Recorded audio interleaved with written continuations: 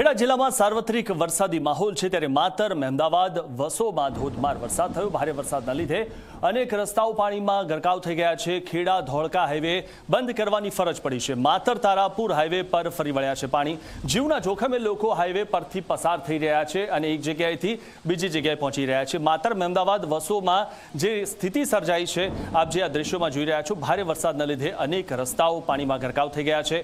Kheda Dholka highway બંધ કરવાની ફરજ પડી છે। માતર તારાપુર હાઈવે પર પાણી ફરી વળ્યા છે અને લોકોની મુશ્કેલીઓ ઓછું થવાનું નામ નથી લેતી।